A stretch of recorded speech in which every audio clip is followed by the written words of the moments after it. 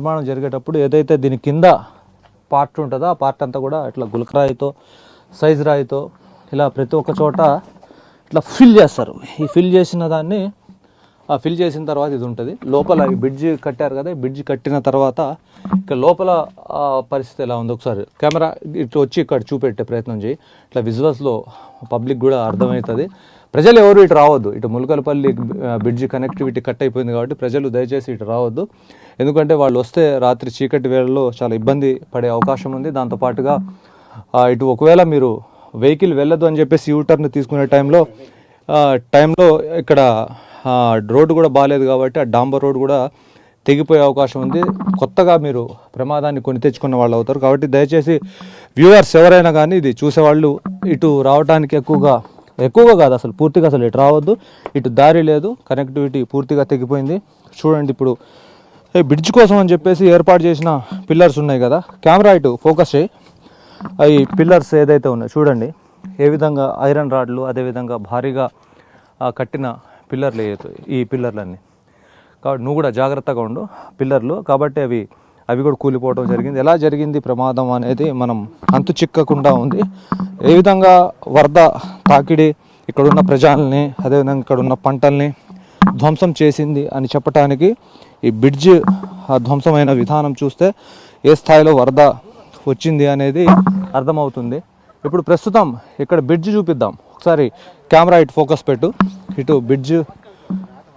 Bridge దగ్గరికి వెళ్ళి bridge ఒక బిస్కెట్ ముక్కలా పక్కన పడిపోయిందని చెప్పాను కదా, అక్కడికి కూడా వెళ్ళి చూపెట్టే ప్రయత్నం చేస్తాను. ఇక్కడ జారే పరిస్థితి ఉంది, ఎందుకంటే ఇక్కడ బాగా ఒండు మట్టి ఉంది. ఎందుకంటే మొత్తం మట్టి పోయిన తర్వాత ఒండు ఎక్కువగా వస్తుంది, దాని కారణంగా ఇక్కడ జారడం ఎక్కువ జరుగుతుంది. ఇంత పెద్ద ఈ బ్రిడ్జ్ ఏదైతే ఉందో ఇప్పుడు విజువల్స్లో చూడొచ్చు.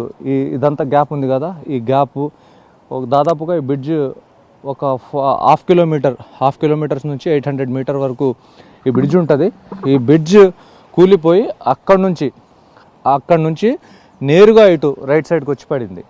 అంటే ఏ విధంగా పడింది అనేది దీన్ని బట్టి అర్థం చేసుకోవచ్చు. ఇది ఒకవేళ అందుబాటులో ఉంటే ఇది ఎక్కే ప్రయత్నం కూడా చేస్తాను, చూపిస్తాను. ప్రజలు ఎలాంటి ఇక్కడ స్థానికంగా ఉన్న ప్రజానికం ఏ విధంగా ఇబ్బంది పడింది అనేది. ఈ బ్రిడ్జ్ మీద ఉన్న సిమెంట్ రోడ్ కూడా మొత్తం కొట్టుకొని పోయింది. చూడండి, ఏదైతే సిమెంట్ రోడ్ ఉందో సిమెంట్ రోడ్ మొత్తం దీని మీద కూడా ఒక రోడ్ లాంటిది వేస్తారు. ఈ కన్స్ట్రక్షన్ ఆగాలి, ఐరన్ కనపడకుండా ఉండటం కోసం స్లాబ్ లాంటిది వేస్తారు. ఆ స్లాబ్ దాదాపు 5 ఇంచులు ఉంది. 5 ఇంచుల స్లాబ్ కూడా మొత్తం కొట్టుకొని పోయింది. ఇప్పుడు ప్రస్తుతం రాకపోకలు పూర్తిగా స్తంభించిపోవడం జరిగింది. ఖమ్మం నుంచి ములకలపల్లి మీదుగా మహబాద్ వెళ్ళే వాళ్ళు ఎవరైనా ఈ రోడ్డుకు రావద్దు అని చెప్పేసి మనం పర్సనల్గా కోరటం జరుగుతుంది.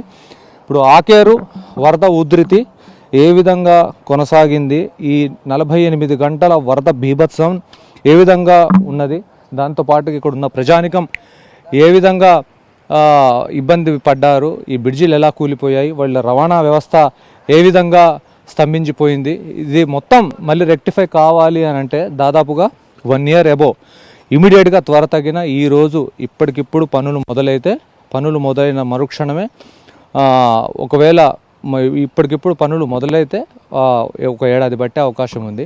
కానీ ఇప్పటికిప్పుడు పనులు మొదలయ్యే పరిస్థితి కనపడటం లేదు. దీనికి టెండర్లు ఉండాలి, దాంతోపాటుగా మరమ్మతులు చేయడానికి ఇక్కడ సిబ్బందిని కేటాయించాలి. వీళ్ళకి ఆల్టర్నేట్ వే కూడా ఒకటి ఏర్పాటు చేయాలి. ఆల్టర్నేట్ వే ఏర్పాటు చేయడం కోసం దాదాపుగా 5-6 నెలలు పడుతుంది. ఒకవైపు వరద తగ్గే పరిస్థితి కనపడటం లేదు.